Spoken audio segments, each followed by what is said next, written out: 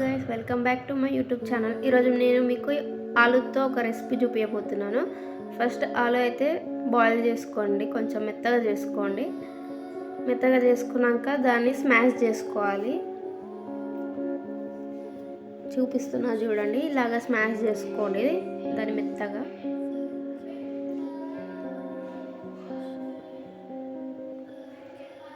కొంచెం ఎక్కువ బాయిల్ చేసుకుంటే ఈజీగా అయిపోతుంది. నేను కొంచెం గట్టిగా చేసుకున్నాను, మీరు కొంచెం మెత్తగా చేసుకోండి. తర్వాత అందులోకి కొంచెం ఆనియన్ తీసుకోండి. ఆనియన్ ఎక్కువ తీసుకుంటే కొంచెం క్రిస్పీ ఉంటుంది అన్నమాట. మనం బాయిల్ అంటే నూనెలో వేసినప్పుడు బాగుంటుంది ఆనియన్ టేస్ట్. అందుకనేసి నేను ఆనియన్ కొంచెం ఎక్కువగా తీసుకున్నాను. మీకు నచ్చినట్లు తీసుకోండి. అంటే కొంతమంది ఎక్కువ తీసుకుంటారు, కొంతమంది తక్కువ తీసుకుంటారు కదా, అట్లే మీ టేస్ట్ ప్రకారం తీసుకోండి. తర్వాత దాన్ని మొత్తం ఆలుతోటి కలిసేలా కలపండి.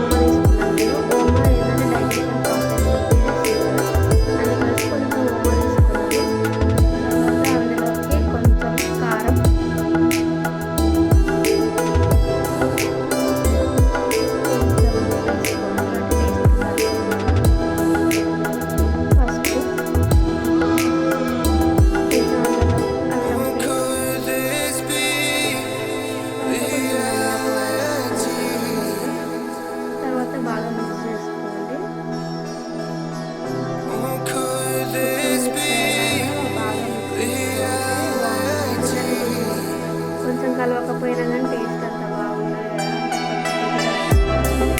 కారం అట్లా అందులో కొంచెం సోడా వేసుకోవాలి, శనగపిండి వేసుకొని కలుపుకోండి. ఎందుకంటే ముద్దలు వేసుకుంటాము, ఈజీగా ఉంటుంది, తొందరగా ముద్దలు చేసుకోవచ్చు. శనగపిండిలో సాల్ట్, కారం,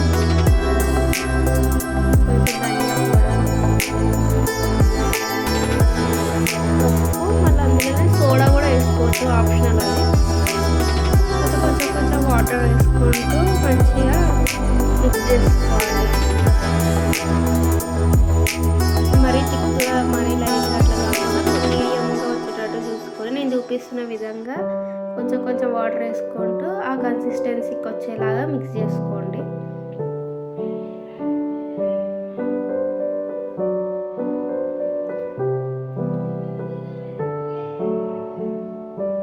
చూశారు కదా, ఆ కన్సిస్టెన్సీలోకి వచ్చేలాగా మిక్స్ చేసుకోండి.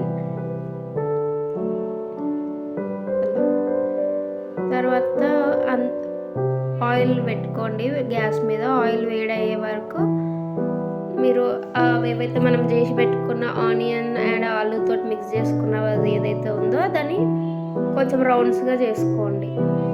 ఇట్లా రౌండ్గా చేసుకొని అన్నీ పక్కకు పెట్టుకోండి, ఎందుకంటే చేసేటప్పుడు ఇబ్బంది అవుతుంది. తర్వాత అవి అందులో శనగపిండిలో డిప్ చేసి ఆయిల్ వేసుకోండి.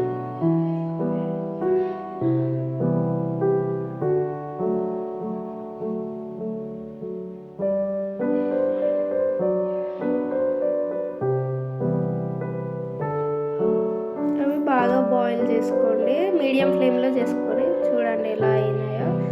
టేస్ట్ మాత్రం సూపర్ వచ్చింది ఫ్రెండ్స్.